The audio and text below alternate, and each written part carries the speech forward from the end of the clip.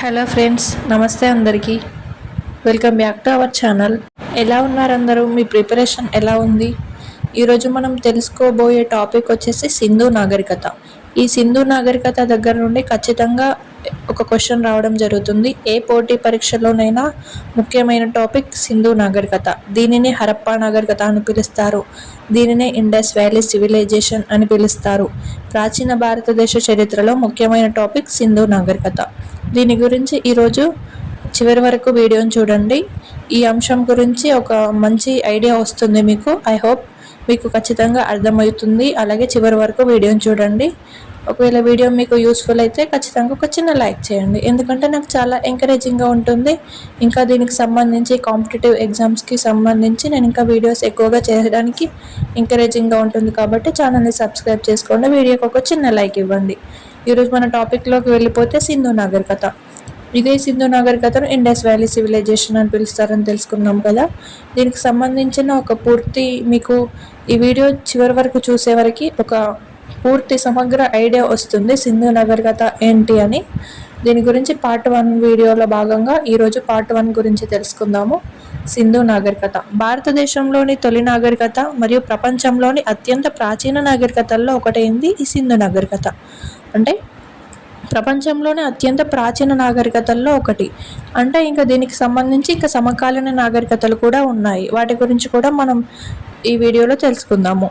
ఇది క్రీస్తుపూర్వం 2500 నుంచి క్రీస్తుపూర్వం 1750 మధ్యలో విరాజిల్లింది. మనకు ఈ సింధు నాగరికత దగ్గర నుండి ఖచ్చితంగా 1 లేదా 2 క్వశ్చన్స్ రావడానికి ఛాన్స్ ఉంటుంది ఫ్రెండ్స్. ఎందుకంటే మనం ప్రీవియస్ ఎగ్జామ్స్ ఆధారంగా చేసుకొని ఆ పరీక్షా పేపర్లను గమనిస్తే 1 కానీ 2 కానీ క్వశ్చన్స్ ఖచ్చితంగా కవర్ కావడం జరిగింది. సో ఇంపార్టెంట్ అని గుర్తుంచుకోండి. మనకు పోటీ పరీక్షలో 1 మార్కు కూడా ఇంపార్టెంట్. ఆ 1 మార్కే మనకి జాబ్ డిసైడ్ చేస్తుంది. కాబట్టి 1 మార్కు కూడా వదిలిపెట్టకుండా చదువుకోవాలి. సింధు నాగరికతలో మెన్షన్ చేయబడిన టాపిక్స్, ఇంపార్టెంట్ టాపిక్స్ ఏంటంటే, ఒకటి ప్రాచీన నాగరికతలు అంటే సమకాలీన నాగరికతలు. తర్వాత సింధు నాగరికతకు వివిధ పేర్లు, సింధు నాగరికత విస్తీర్ణం, సింధు నాగరికత ఆవిర్భావం, సింధు నాగరికత యొక్క ప్రధాన పట్టణాలు, నగర నిర్మాణం, సామాజిక ఆర్థిక వ్యవస్థ, సింధు నాగరికత వాస్తుశిల్పాలు, ఇలాంటివి ఇంపార్టెంట్ టాపిక్స్. ఇక్కడ నుంచి మనకు క్వశ్చన్స్ పడడం జరిగింది. కాబట్టి మనం ఇందులో ఒక్కొక్క టాపిక్ మెన్షన్ చేయబడిన ఒక్కొక్క టాపిక్ గురించి ఈరోజు తెలుసుకుందాం. ఫస్ట్ ప్రాచీన నాగరికతలు అంటే ఈ సింధు నాగరికతకు కాంటెంపరీ సివిలైజేషన్స్ అంటే ఈ సింధు నాగరికతకు సమకాలీన నాగరికతలు. ప్రపంచంలో సింధు నాగరికతతో పాటు విరాజిల్లిన వివిధ సమకాలీన నాగరికతలు ఏంటో ఈ వీడియోలో ఇప్పుడు ఈ ఫస్ట్ టాపిక్లో భాగంగా సమకాలీన నాగరికతల గురించి తెలుసుకుందాము. Indus valley civilisation, contemporary civilisations. సమకాలీన నాగరికతలు: 1 మెసపటోనియా, 2 చైనా నాగరికత, 3 ఈజిప్టు నాగరికత. ప్రాచీన నాగరికతలన్నీ నదీ లోయల్లోనే అభివృద్ధి చెందాయి. అంటే ఈ నాగరికతలన్నీ నదీ లోయల్లోనే అభివృద్ధి చెందాయి. ఒక్కొక్క నాగరికత ఈ 3 సింధు నాగరికతతో పాటు 4 నాగరికతలు. 1 సింధు నాగరికత అయితే, 2 మెసపటోనియా నాగరికత, 3 ప్రాచీన నాగరికతల్లో భాగంగా చైనా నాగరికత, 4 ఈజిప్టు నాగరికత. దీనికి సమకాలీన నాగరికతలు ఏవి అంటే, 1 మెసపటోనియా అని గుర్తుంచుకోండి, 2 చైనా అని గుర్తుంచుకోండి, 3 ఈజిప్ట్ అని గుర్తుంచుకోండి. ఈ 3 అనేవి చాలా ఇంపార్టెంట్. ఇక్కడ బాక్స్ కూడా మెన్షన్ చేస్తున్నాను, చాలా ఇంపార్టెంట్, గుర్తుంచుకోండి. ఈ మెసపటోనియా నాగరికత అనేది యూప్రటిస్ టైగ్రిస్ అనే నది దగ్గర ఏర్పడడం జరిగింది. మెసపటోనియా యూప్రటిస్ టైగ్రిస్ ఎక్కడ, ఏ దేశం అంటే ఇరాక్. మన ఇండస్ వ్యాలీ సివిలైజేషన్ ఇండియా అయితే, మెసపటోనియా నాగరికత Iraq. Indus valley civilisation Sindhu నది అయితే, Mesopotamia Euphrates Tigris. Next one China నాగరికత. చైనా నాగరికత హోయాంగ్ హో నది దగ్గర ఏర్పడడం జరిగింది. ఇది చైనా దేశంలో. సో దానివల్ల చైనా అనే పేరు రావడం జరిగింది. మెసపటోనియా నాగరికత యూప్రటిస్ టైగ్రిస్ నది ఇరాక్ దేశం. చైనా నాగరికత హోయాంగ్ హో నది చైనా దేశం. తర్వాత థర్డ్ వన్ ఈజిప్ట్ నాగరికత నైలు నది, నైలు రివర్ ఈజిప్ట్ దేశం. ఇలా ఈ 3 చాలా ఇంపార్టెంట్, గుర్తుంచుకోండి. ప్రీవియస్లో బిట్స్ పడడం జరిగింది. ఇక్కడ నుండి ఏ సమకాలీన నాగరికతలు కానిది ఏది అని అడుగుతారు. ఈ 3 గుర్తుంచుకుంటే ఎలిమినేషన్ ప్రాసెస్లో గుర్తుపట్టవచ్చు. 1 మెసపటోనియా, 2 చైనా, 3 ఈజిప్టు. ఈ కింది వాణిలో సింధు నాగరికతకు సమకాలీన నాగరికత కానిది ఏది అని అడుగుతారు. అప్పుడు మనకు ఈ 3 ఏంటో తెలిస్తే కానిదేదో ఈజీగా గుర్తుంచుకోవచ్చు. సో ఇలా గుర్తుంచుకోండి. మనం క్వశ్చన్స్ ఎలిమినేషన్ ప్రాసెస్లో కూడా చేయాలి. అలా చేస్తేనే ఎక్కువ స్కోర్ చేస్తాము. తర్వాత ఈ మెసపటోనియా నాగరికత అనేది ఇండస్ వ్యాలీ సివిలైజేషన్లో సంబంధం ఉన్నట్టు కొన్ని సాంస్కృతిక వాణిజ్య సంబంధాలు సింధు నాగరికతతో సంబంధం ఉన్నట్టు కొన్ని ఆధారాలు ఏర్పడడం జరిగింది. కానీ ఈ చైనా కానీ ఈజిప్ట్ నాగరికత కానీ ఈ రెండు అనేది మన ఈ సింధు నాగరికతకు సంబంధాలు కొనసాగించారని ఆధారాలు లభించలేదు. ఓన్లీ సుమేరియా లేదా మెసపటోనియాని సుమేరియా నాగరికత అని కూడా పిలుస్తారు. ఇది సుమేరియా నాగరికతతో సాంస్కృతిక వాణిజ్య సంబంధాలను కొనసాగించారని చెప్పడానికి ఖచ్చితంగా ఆధారాలు ఏర్పడ్డాయి. అంటే మన సింధు నాగరికతతో సాంస్కృతిక వాణిజ్య సంబంధాలు ఉన్నాయని ఆధారాలు ఏర్పడడం జరిగింది. కానీ ఇక్కడ చైనా కానీ ఈజిప్ట్ కానీ వీటికి సంబంధించి మన సింధు నాగరికతతో సమకాలీన సంబంధాలు కొనసాగించారని ప్రూఫ్స్ ఎక్కడా లేవు. అది ఫస్ట్ వన్, సింధు నాగరికతతో సమకాలీన నాగరికతలకు సంబంధించింది. 1 మెసపటోనియా, దాన్ని లేదా సుమేరియా అంటారు. 2 చైనా నాగరికత, 3 ఈజిప్ట్ నాగరికత. ఈ 3 గుర్తుంచుకోండి సీరియల్గా. అది సింధు నాగరికతకు సమకాలీన నాగరికతలకు సంబంధించింది. నెక్స్ట్ వన్, సింధు నాగరికతకు వివిధ పేర్ల గురించి చూద్దాము. ఫస్ట్ వన్ ప్రాచీన నాగరికతలు లేదా సమకాలీన నాగరికతలు అయిపోయింది కదా. ఇప్పుడు సింధు నాగరికతకు వివిధ పేర్లు, వీటి గురించి చూద్దాము. Indus valley civilisation, different names. Sindhu నాగరికతకు డిఫరెంట్ నేమ్స్ ఉన్నాయని కొంతమంది పండితులు తెలపడం జరిగింది. వాటికి సంబంధించిన నేమ్స్ గురించి చూద్దాము.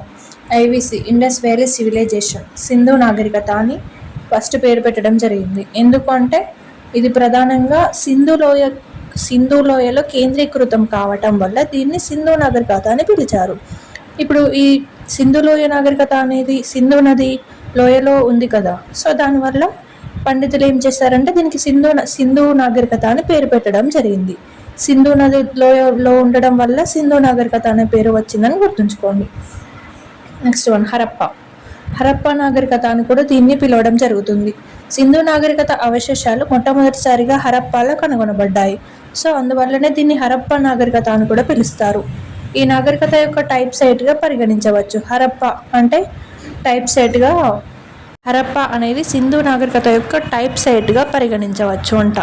అసలు టైప్ సైట్ ఏంటో మనం తెలుసుకోవాలి. టైప్ సైట్ అంటే పురావస్తు సాంప్రదాయాన్ని అనుసరించి టైప్ సైట్ ఆధారంగా దీనిని హరప్పా నాగరికత అని చెప్పడం జరిగింది. దీన్ని టైప్ సైట్ అని పిలుస్తారు. టైప్ సైట్ అన్న హరప్పా నాగరికత అన్న ఒకటే. అదే సింధు నాగరికతకు వివిధ పేర్లు. 1 సింధు నాగరికత, 2 హరప్పా నాగరికత, థర్డ్ వన్ చూద్దాం కాంస్యయుగ నాగరికత. ఇది సింధు నాగరికత అనేది కాంస్య యుగానికి చెందింది, బ్రాంజ్ ఏజ్కి చెందినది.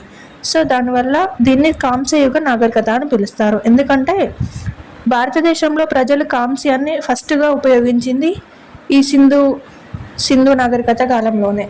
సో దానివల్ల కాంస్యయుగ నాగరికత అని పిలుస్తారు. రాగి మరియు తగరాన్ని కలిపితే కాంస్యం అని పిలవడం జరుగుతుంది. ఇది మొట్టమొదటిసారిగా సింధు నాగరికత కాలంలో బయలుపడడం వల్ల దీన్ని కాంస్యయుగ నాగరికత అని కూడా పిలవడం జరుగుతుంది. నెక్స్ట్, చారిత్రక సంధియుగ నాగరికత. అసలు సింధు ప్రజలు ఉపయోగించిన లిపిని ఎవ్వరూ చదవలేకపోవడంతో దీన్ని ఇలా పిలుస్తారు. అంటే సింధు ప్రజలు ఉపయోగించిన లిపి బ్రాస్ట్రోఫ్రెడాన్ లిపి అని పిలుస్తారు. కానీ దాన్ని ఎవరు చదవలేరు. అది చదవడానికి వీలు కాకుండా ఉండడం వల్ల దాన్ని చారిత్రక సంధియుగ నాగరికత అని పిలవడం జరుగుతుంది. చాలామంది చరిత్రకారులు ఈ లిపిని చదవడానికి ట్రై చేశారు. చాలామంది చదవడానికి విఫలమయ్యారు. ట్రై చేశారు కానీ వాళ్ళ వల్ల కాలేదు. లిపిని నేటి వరకు ఎవరు చదవలేకపోయారు. సో దానివల్ల దీన్ని చారిత్రక సంధియుగ నాగరికత అని పిలుస్తారు. వివిధ పేర్లు ఏంటో తెలుసుకున్నాం కదా, మళ్ళీ ఒకసారి రివర్స్ చేద్దాము. 1 సింధు నాగరికత, 2 హరప్పా నాగరికత, దీన్నే టైప్ సైట్ అని పిలుస్తారు. నెక్స్ట్ కాంస్యయుగ నాగరికత, లాస్ట్ వన్ చారిత్రక సంధియుగ నాగరికత. సింధు నదికి వివిధ పేర్లు అంటే గుర్తుంచుకోవాలి. ఎందుకు వచ్చాయంటే ఇప్పుడు మనం డిస్కస్ చేసుకున్నాం కదా, రీజన్ కూడా గుర్తుంచుకోవాలి. ఎందుకంటే స్టేట్మెంట్ వైజ్గా క్వశ్చన్స్ వస్తాయి కాబట్టి నేమ్స్తో పాటు ఈ రీజన్ ఏంటో కూడా గుర్తుంచుకోవాలి. జస్ట్ సింధు నాగరికత అని ఉంది కదా, ఇక్కడ సింధు నది లోయ కాబట్టి సింధు నాగరికత అని పిలుస్తారని గుర్తుంచుకోండి. సింధు లోయ అనే ఒక వర్డ్ను గుర్తుంచుకోండి. నెక్స్ట్ హరప్ప అని ఎందుకు పిలుస్తారంటే సింధు నాగరికత అవశేషాలు, సో హరప్ప అవశేషాలను గుర్తుంచుకోండి. కాంస్యయుగం అంటే ఈ సింధు లోయ నాగరికత కాలంలోనే కాంస్యయుగం ఏర్పడింది, బ్రాంజ్ కాబట్టి అలా కాంస్యం అని గుర్తుంచుకోండి. చారిత్రక సంధియుగం అంటే లిపి అని గుర్తుంచుకోండి. ఇలా ఒక్కొక్క వర్డు మైండ్లో పెట్టుకుంటే అక్కడ జస్ట్ చూడంగానే మనకు అర్థమైపోతుంది, ఆ విధంగా చదువుకోవాలి. ఇది ఫ్రెండ్స్ సింధు నాగరికతకు సంబంధించి ఈరోజు పార్ట్ 1 వీడియో. ఈ వీడియోలో మనం డిస్కస్ చేసుకున్న టాపిక్స్ ఏంటో ఒకసారి మళ్ళీ రివైజ్ చేసుకుందాము. ఒకటి ప్రాచీన నాగరికతలు, సింధు నాగరికతకు సమకాలీన నాగరికతలు first one. Second thing Sindhu నాగరికత వివిధ పేర్లు, వీటికి సంబంధించి ఈరోజు మనం డిస్కస్ చేయడం జరిగింది కదా. నెక్స్ట్ వీడియోలో ఈ సింధు నాగరికత విస్తీర్ణం, ఇండస్ వ్యాలీ సివిలైజేషన్ ఆవిర్భావం, ఈ మిగతా టాపిక్స్ సంబంధించి చూద్దాము.